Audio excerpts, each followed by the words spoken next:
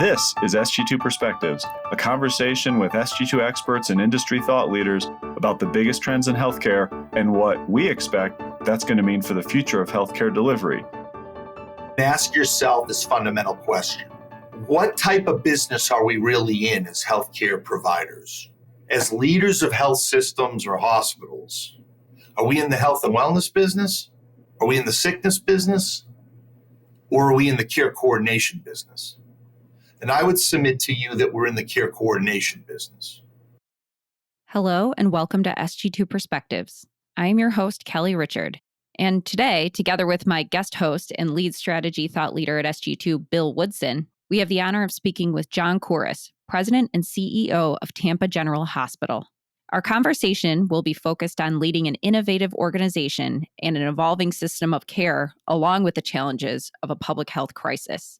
John, thanks so much for joining us today. The timing is fortunate and unfortunate for our audience. And given that you're in Tampa in one of the epicenters of the resurgence of the virus or the Delta, we're curious on how the organization has responded. Based on all the things you learned last year, was it easy to restart and get your command center back in the game? We're worried about the workforce. Just gives you your perspectives of what's going on the ground right now. It's great to be with you. It was relatively easy to restart because we never really stopped. Don't get me wrong, we were definitely seeing trends going down. We saw trends like everybody else where the virus was abating and we were getting back to normal inside the walls of the institution. But we also worked really hard at creating a state of readiness because we figured that there was a seasonality to COVID and we were always going to be prepared. I have a chief operating officer, Kelly Cullen. She's outstanding. She had us ready all the time. When we started to see the Delta variant start to come on, we were ready. And so we really didn't miss a beat. Plenty of PPE, plenty of oxygen. Our doctors were ready, nurses, respiratory therapists, environmental services, food and nutrition, patient transport, and the list goes on. People were really ready.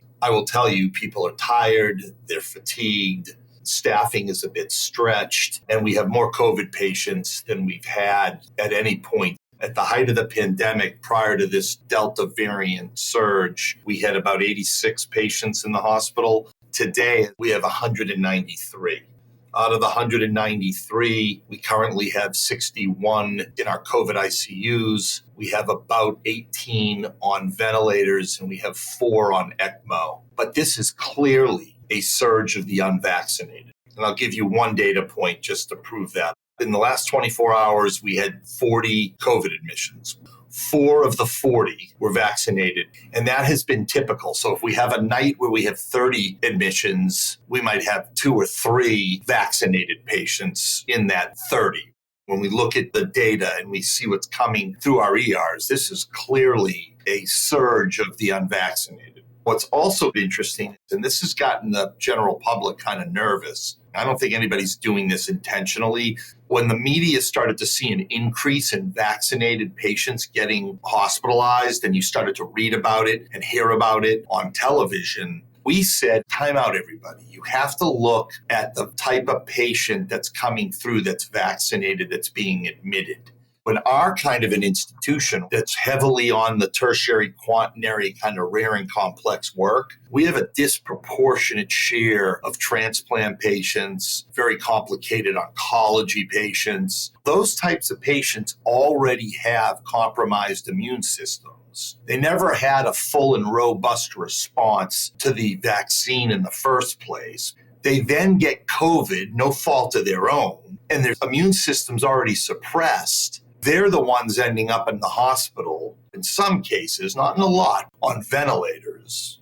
When you hear X number of vaccinated patients in ICUs getting ventilated, it's really very sick patients that already have compromised immune systems that happen to be vaccinated. Does that make sense? It does. Given this burden, have you been able to sustain the rest of your pretty complex clinical operations, including procedures and everything else? We have. We're a 1,041-bed hospital today. Now, probably about 15% of the hospital has COVID patients in it. The rest of the hospital is obviously non-COVID. Up until today, we have not had to slow down surgeries or elective surgeries. I have made it very clear to our community that if you're suffering chest pains, stroke symptoms, obviously in a trauma, come to the ER. Do not wait. We'll see you in quickly. If you're coming to the ER for a sprained ankle, you will probably wait 3 or 4 or 5 hours. That is just the reality right now. If you're coming in with a low acuity illness, you're going to wait. There's no question about it. But we haven't had to really change and stop anything. We are slowing down some non-emergent elective cases and moving those cases out to our outpatient centers. And that's really to help staff out, give them a breather, provide a little bit more capacity in the system. But that's about it right now. The team has done a really outstanding job.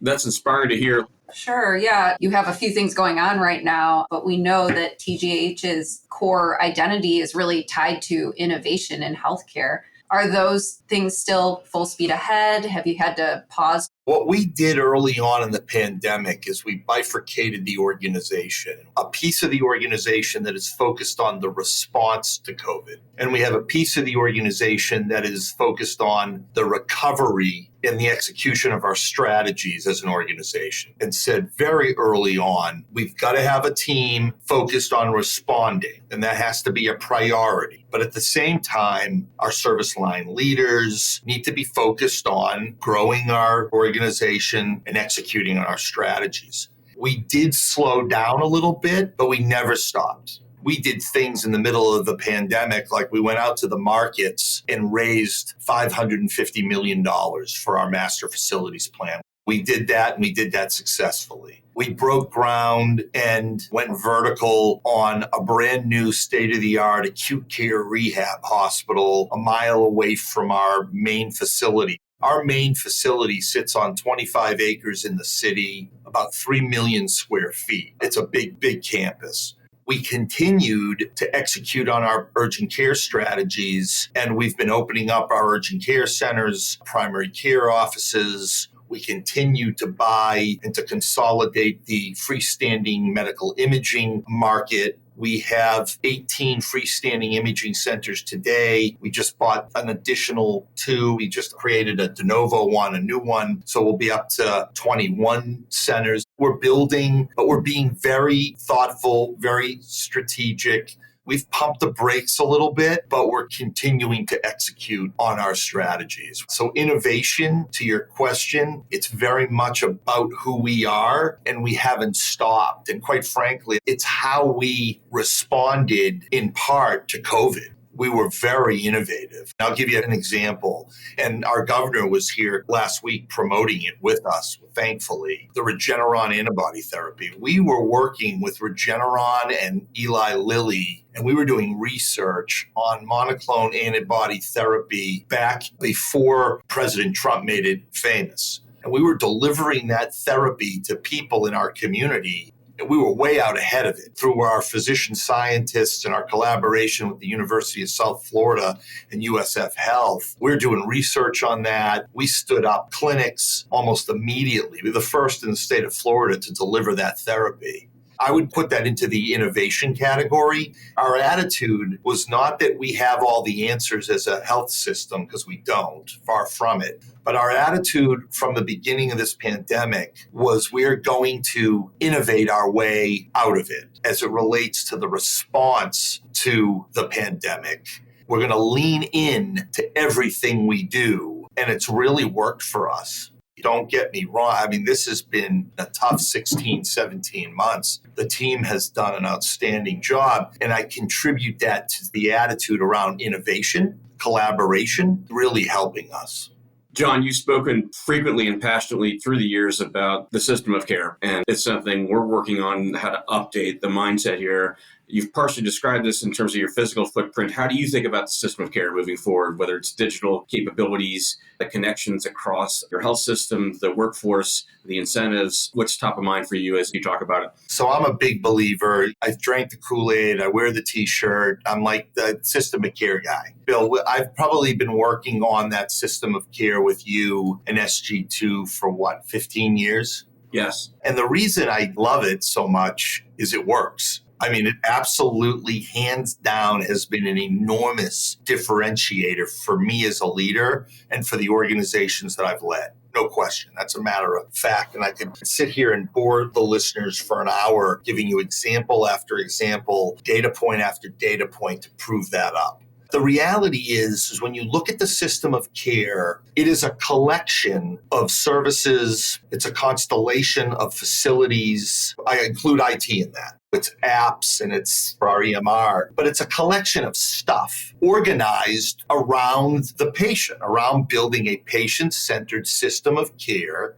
When I sit back and I look at our system of care and I look at what we've done in the ambulatory space in 4 years, Adam Smith, our chief ambulatory officer, has grown from having 17 locations off of our campus to 80 locations in the ambulatory piece of that system of care. As the acuity goes up and you look at what have we done in the inpatient space in the last 4 years, we've grown our tertiary and quaternary footprint, increased our market share from 19% in our primary markets to almost 24% market share, doing all sorts of things in that piece of the system in the acute care world. And then in the post-acute care world, I'm giving you one example. We're building out an 80-bed state-of-the-art acute care rehab less than a mile off of our main campus in the city, in a medical district. I look at this and I think, wow, we're really executing well on the system of care. But the system of care is brick and mortar, it's services, it's buildings, it's stuff. So what we've been building beneath it, which is to get to the next part of your question, what does your system of care 2.0 look like? It is moving into the care coordination business and building a care coordination model around the system of care.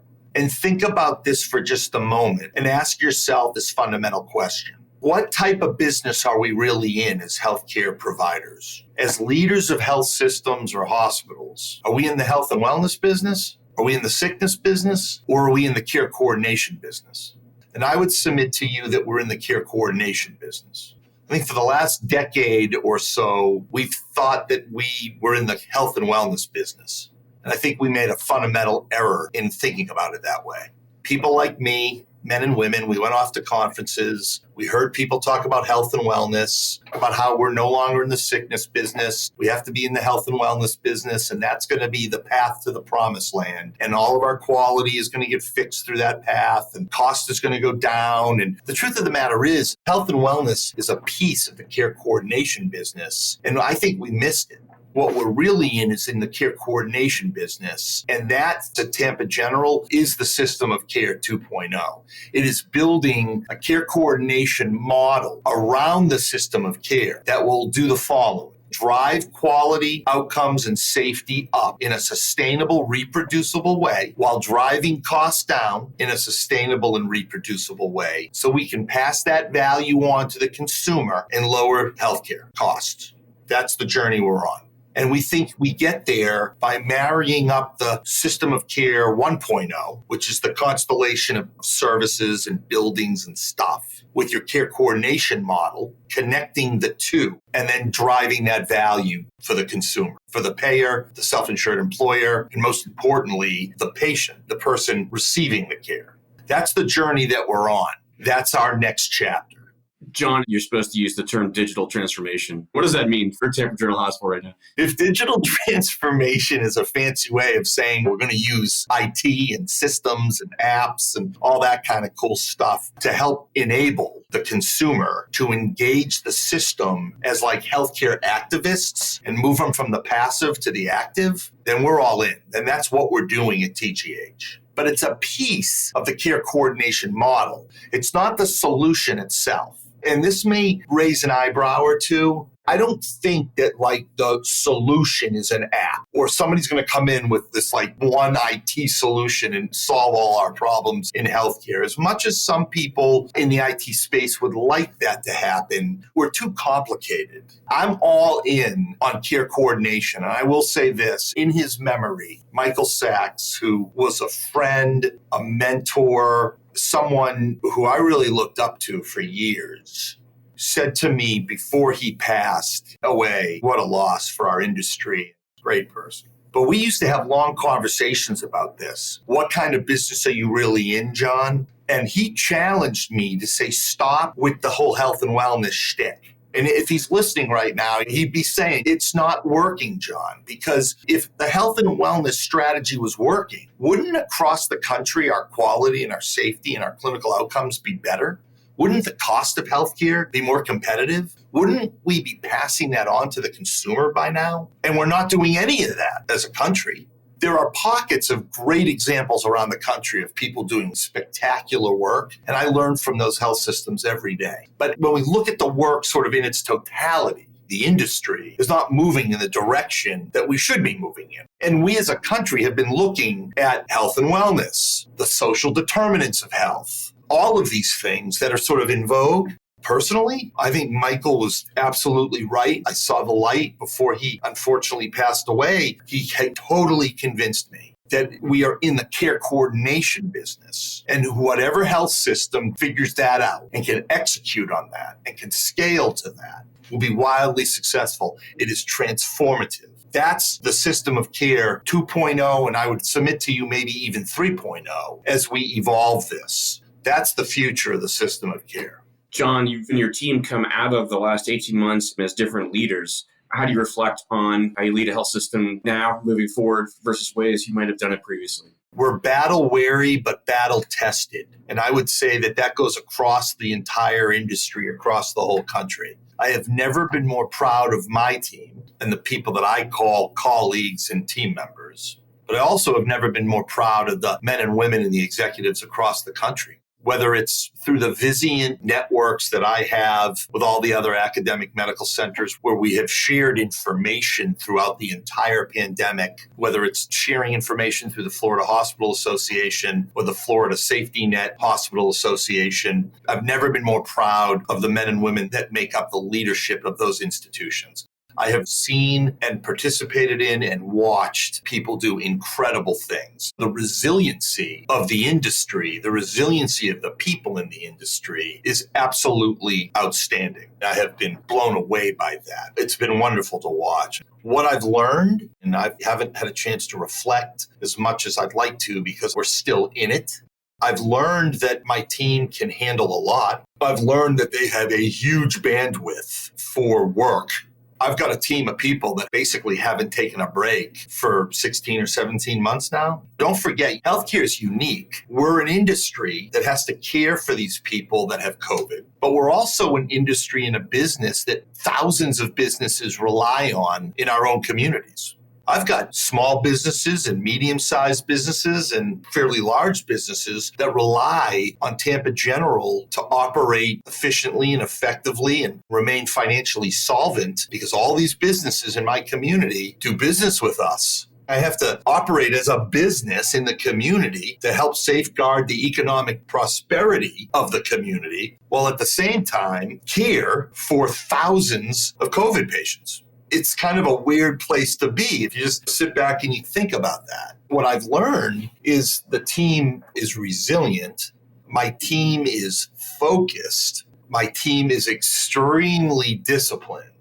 One of the things we promised ourselves is we'd work really hard at making decisions and interacting with each other using the frontal lobe and not the limbic system. It's easy to react on emotion. You want to make decisions using your frontal lobe. And as funny as that might sound, it's hard to do. You're kind of in the fog of war, a lot of pressure. These teams are working 7 days a week. My COO, she has not stopped for 17 months. You build in balance, you build in days, you build in mental health days. Don't get me wrong, but you know what I'm talking about. And she's a microcosm of what's been happening around the country. We're not anything special. Everybody's doing this. So I've learned that my team is even tougher than I thought they were. And I thought very highly of my team prior to this pandemic. They're kind of like godlike to me now because I've watched them in action for literally 17 months.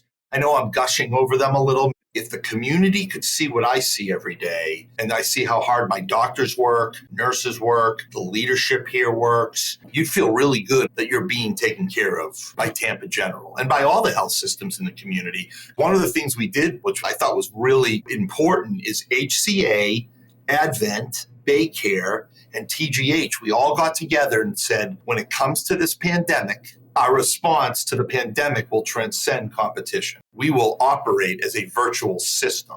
We will share ideas. We will share resources if we can. We will share best practices. We will be there for each other so we can collectively be there for the community. And we've been doing that from day one of this pandemic.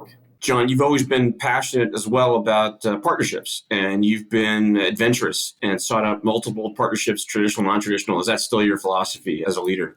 Yeah, absolutely. Partnerships are a wonderful thing because you can't be great at everything. That's impossible. When I was 34, I thought you could be great at everything. But at 54, I've learned you can't be great at everything. You just can't. And there are people out there that do things better than you. So we have all sorts of unique partnerships. We have a partnership with our radiologists in our imaging centers. We have a partnership with physicians on our urgent care centers. We partnered with Kindred to do our acute care rehab hospital. We're a couple of months away from announcing a joint venture with a home health agency in our market. We've recently partnered with Sheba Medical Center in Israel to cross-pollinate intellectual capital and share best practices and move our doctors back and forth from Israel to Florida and vice versa. That will become a lot easier when we can get past this COVID craziness. I absolutely believe in partnerships. The healthcare industry is not shrinking, it's expanding. And we're part of a global community. We've got to understand that. And the people that don't understand that, well, just look at the pandemic we're in. If that doesn't show you that we're all interconnected, nothing will. You've got to look around the globe in a lot of cases and look for people and organizations that share your values, that have similar cultures, and partner with them and learn from them and grow with them. That's essentially what we do, and probably even more passionate about it because I've seen the benefits of it. We're a better organization today because of our partnerships than we were even 3 or 4 years ago. John, thank you for your time today. This has been another episode of Sg2 Perspectives. If you like what you are hearing, please subscribe and don't forget to rate and review. We'd love to hear from you.